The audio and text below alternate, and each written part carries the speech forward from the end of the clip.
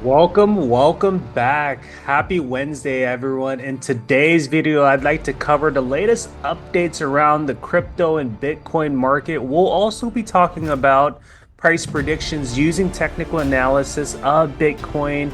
Most of you are wondering how high can Bitcoin really go in the year 2025, and what does that mean for a kingpin Titan company, hedging Bitcoin as the ultimate play, like strategy. What's the price prediction in 2025? We'll go over all of that, and I'll be playing a couple epic video clips of Michael Saylor, so stay tuned until the end. If you're new to this channel, first off, thank you for stopping by. I would encourage turning on the bell notification, hitting on the like, and subscribing for more related content on the daily. Let's get started, guys. Big news for you guys on the S&P 500. Is that going to change your outlook at all, or the impact that Coinbase has? Well, we're very happy to be included in the S&P 500. It now means that crypto is here to stay. It's going to be a part of everybody's 401k. It's a testament to the hard work of our employees and our investors. And it's a big appreciation to our customers, too, that helped us get to be one of the most trusted companies in America. And so we couldn't be happier. There you heard it from CEO of Coinbase. Let's take a look at this posting. President Trump, he is saying that we're leading China in crypto. The government of the United States holds more than China when it comes to total amount of Bitcoin, having over like 200,000 Bitcoins. Now, the thing is, we still haven't heard any updates with the audits of actually how much the United States owns when it comes to the seized Bitcoin. So when you think about China and the United States put together, that's not even the total amount of what, BlackRock or even MicroStrategy holds on to. So that just shows how big companies like BlackRock, Fidelity, and Strategy when it comes to the total Bitcoin HODL amount. Dave Ramsey, he flips the stance on Bitcoin, saying that it has arrived and it's here to stay. It should be part of a diversified strategy. About, 10 or 13 years ago, Ramsey was really against Bitcoin. He was saying that Bitcoin is speculative. Instead of calling it Bitcoin, he called it Bitcon. He didn't really advocate Bitcoin at that time. Now things have changed. In fact, I want to play a video clip of, just Ramsey talking about Bitcoin and how it should be part of a diversified strategy. So let's listen in. I would say Bitcoin is here. I'm not saying Bitcoin can't fall. I'm not saying I disagree with anything you said. In fact, I agree with everything. I would say to somebody, yeah, you want to invest in Bitcoin? I would treat it just like we tell people to go sit down with a SmartVestor Pro and learn about the strategies so that you understand what you're doing. But I agree with you that it should be a part of a diversified strategy, not all eggs in that basket. I agree with that. There you heard it. The stance is changing. We're beginning to hear a lot of, groups following through with Bitcoin. What does that mean? The psychology is changing. We got to study Bitcoin. We got to embrace it. Why is that the case? I mean, when you look at the data, the rankings in terms of top assets by market cap, we see Bitcoin, right above Google, bypassing Google already. At one point, it bypassed Amazon not too long ago, but soon it's going to climb the ranks, bypassing all of the Mag 7 companies at around the price of like over 150,000 per Bitcoin. It's going to bypass Microsoft over $3.3 trillion. And at one point, it's going to be the top asset class, leading the way, bypassing gold at one point. It's not a matter of if, but a matter of when that time comes. Let's take a look at the state reserve race. So we've heard a lot of updates through the last couple of weeks in that New Hampshire was the very first state enacting Bitcoin, where the state is able to use its money to buy up Bitcoin. We've also heard about Arizona having enacted approval for strategic Bitcoin reserve. We're interested in hearing other states like Texas. We know there's a lot of Bitcoin mining at Texas. There's a lot of energy capacity, and it's a very big state with a very large, dense population. As soon as we have the state get approved for SBR, we're going to start hearing Texas having proposals to start buying Bitcoin at a rapid rate. The dominoes have fallen with the first two states getting approval, it's only a matter of time where we get the rest of the United States get approval as well. Let's take a look at this visual. So just in 2025 alone, we see change in Bitcoin ownership. At the business level, we're seeing a lot of companies buying up Bitcoin like Strategy.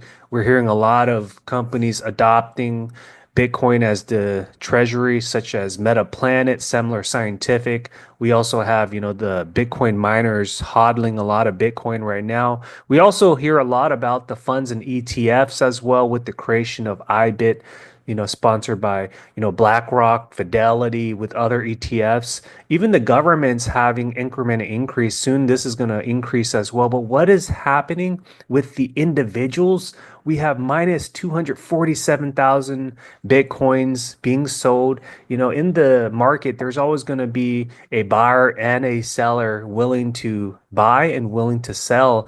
But this is just showing that, generational wealth is being passed on to the rich. Why? Because businesses have the most money.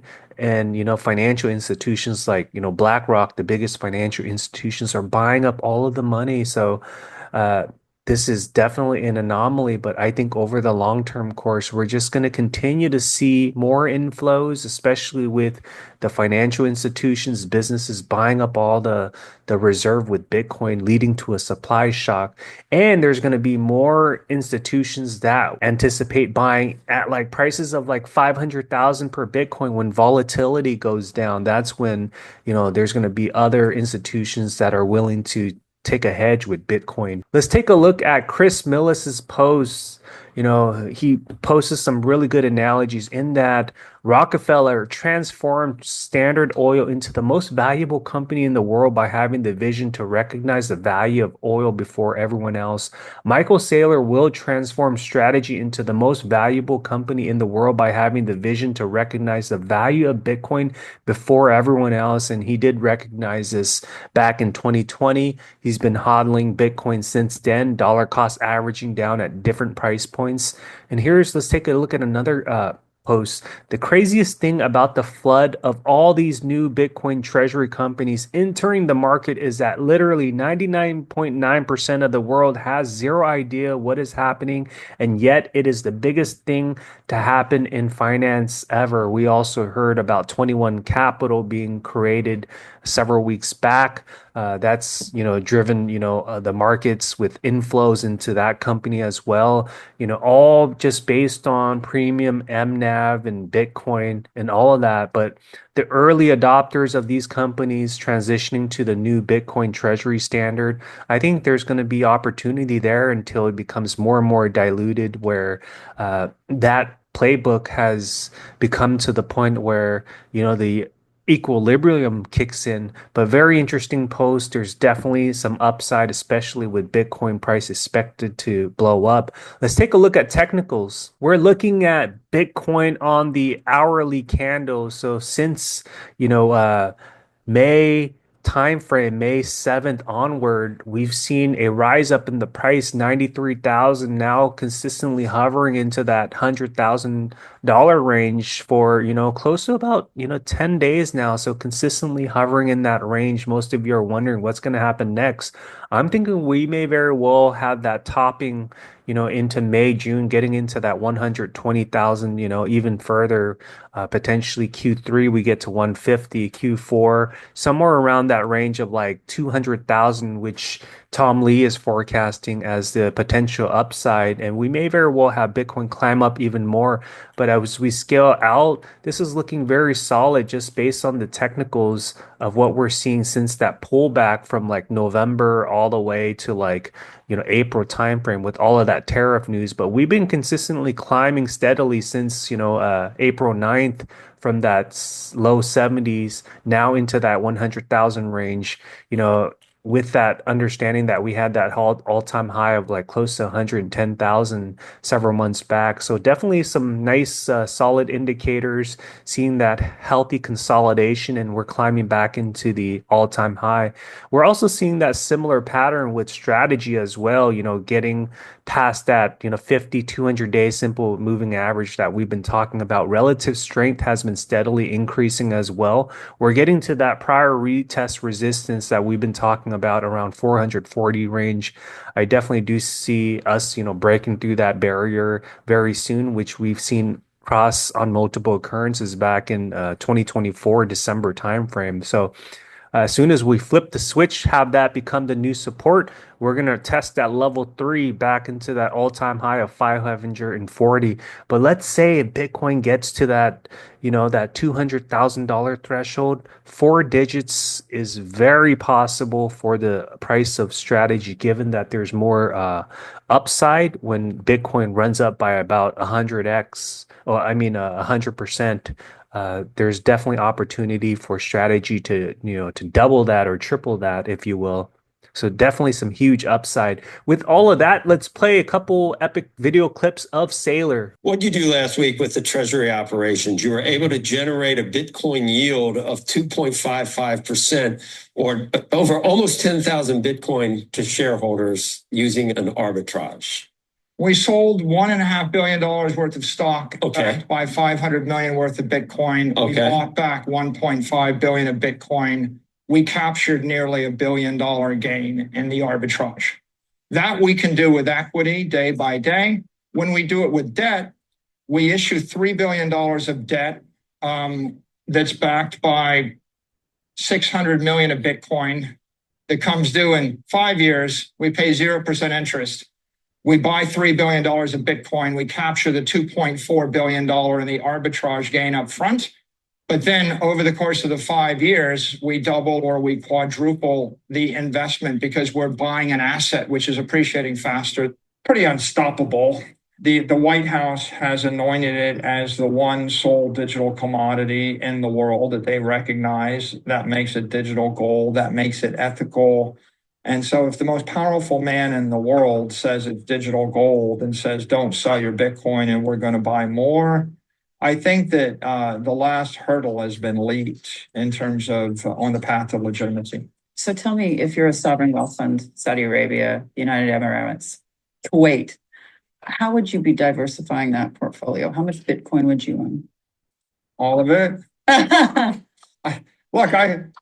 To tell you the truth, I think it's kind of an IQ test. It's like if you had $1 billion and you wanted to double it, you would buy the $1 billion of Bitcoin and put out a press release. But if you wanted to make $1 trillion, you would try to buy as much as my company has right now. You go buy $50 billion worth of Bitcoin and just keep buying, and it'll be $1 trillion to you. So you ought to buy as much as you want money, right? Yeah. I think that my forecast for Bitcoin is it goes up 29% a year compounded for 21 years, which is going to be 3-4 times better than the next best thing. So yeah, I could tell you, put 5% of your portfolio in it, but smarter would be to put 150% of your portfolio in it. If you wanted 10 extra money, you buy Bitcoin. If you want 100 extra money, you buy Bitcoin with somebody else's money. And if you want 1,000 extra money, you use somebody else's money, buy Bitcoin, and you lever it. Right. The simplest thing going is borrow money at 3, 4, 5%, invest it at 30 to 60%, keep the difference. My company went from a $600 million enterprise value to $108 billion enterprise value in 4.5 years. And we just did that formula. We're just levering it. So I think as much as you can get is the right answer. So there you have it. I hope you enjoyed another episode. Let me know what your thoughts are after watching this video. What's your prediction of Bitcoin as well as strategy? Let me know if you have any thoughts, perspective on how high Bitcoin and strategy will go in this cycle. Thanks, guys. I'll catch you on the next one.